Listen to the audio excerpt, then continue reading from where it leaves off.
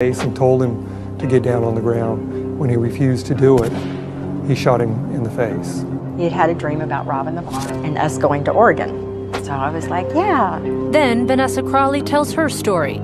She was an alleged accomplice in the senseless murder of a casual friend. The fact that she didn't pull the trigger doesn't mean that she didn't lure Al Roberts to the car. I didn't even want to go to sleep because every time I closed my eyes, all I could see was Al falling. 2 women, 2 brutal crimes. These are the stories of Denise Holsinger and Vanessa Crawley.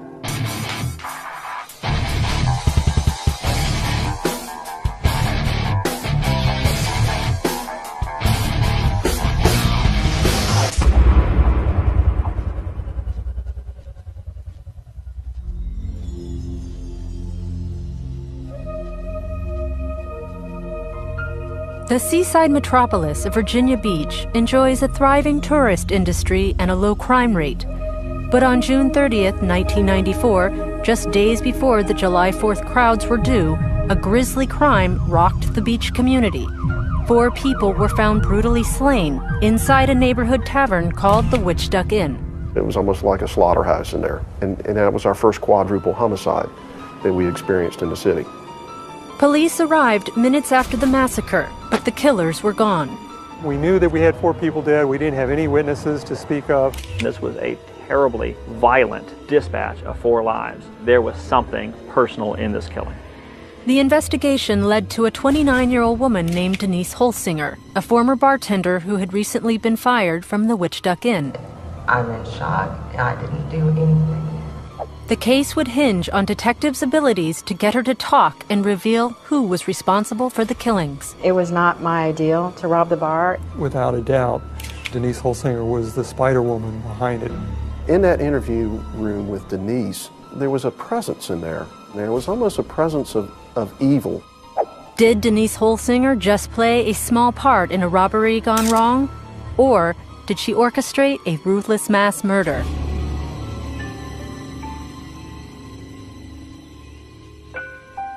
Denise Holsinger was born in a small town near Kansas City. Her parents separated when she was still a baby. My father left when I was about a year old. I've never known my real father. Denise spent much of her childhood with her grandparents, who helped fill the void left by her absent father. My grandparents got me through a lot. We'd go fishing, and my grandpa taught me how to bait my hook and my love of nature. Denise's mother remarried twice, and 2 younger brothers were born. At 8 years old, Denise claims her second stepfather began molesting her. I had a daytime dad who, took us different places, played softball and stuff, and we'd go to the games, and then I had a nighttime dad who would come into my room. I feel my mother did the best that she could, but she just wasn't aware.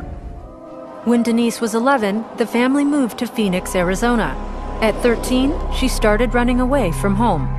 I was extremely rebellious as a teenager. Started doing drugs and drinking, hanging out with a rougher crowd. Life on the streets forced Denise to make desperate choices. Being a runaway, I had sex a lot to have someplace to sleep or something to eat. I feel that the molest led me to be extremely promiscuous because that's all I thought that love was. Denise lived at home off and on during her troubled teen years, but her rebellious streak kept her on the streets, doing drugs and hanging out with a bad crowd. She says she was raped 3 separate times. The first 2 times I was raped, even the 3rd time, it just felt like that's all I was good for, so it really didn't, at the time, it didn't emotionally faze me. I started gaining weight after the last rape. Denise dropped out of high school and began exotic dancing to support herself. At 19 years old, she moved to Tennessee, where she met Randall Holsinger, who was in the Navy. I was tired, and here was somebody who wanted to take care of me. He was everything that I had not ever had in my life. He was stable, he was clean cut. Denise and Randall married in 1984, and the newlyweds moved to California, where Randall was stationed. I loved him, but I don't think that I've ever actually been in love. I wanted to be a good wife. 1 year into the marriage, Denise gave birth to a baby girl. I was 21 when I had my oldest daughter. I was so scared. I remember when she was little bitty. We had a cradle by the bed, and I would sleep with my hand on her. because I just knew God was going to punish me and take my baby because of the bad things I had done in my life. I don't think she was ready to be a mother. I'm not sure if she ever would have been ready to be a mother. I tried to be the best parent that I could. I didn't have good skills. Denise continued to gain weight, which she says made her self-esteem plummet. 2 years later, in 1987, she gave birth to another daughter, and then a son in 1989. As a mom, she was indifferent. She would sleep, and the kids would be up, running around the house or whatever, and she'd just sleep. My memories of her were chaotic and very far and few in between, and I had to walk myself to kindergarten. Denise admits she was overwhelmed as a mother and struggled with alcohol and a prescription drug addiction that fueled terrible fights with her husband. She definitely knew how to push my buttons. We'd start yelling at each other.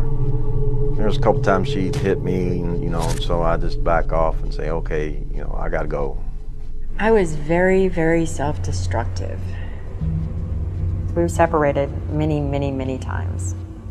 I wish things had been different. I wish I had been the person I am now then. I'd have pushed harder for us to have therapy. In 1992, Randall was transferred to Virginia Beach, Virginia. Both Denise and her husband hoped this could be a fresh start for their family. I thought by changing myself, I could help the relationship. I was about 120 pounds overweight by then. He told me for years I was fat, dumb, and ugly, and nobody else would ever want me. Well, when you get in an argument, you say things. I'd say things like that, and she would say things back at me. It's tit for tat. Shortly after moving to Virginia Beach, Denise underwent surgery to have her stomach stapled. When I had my stomach stapled and I started to lose weight, started going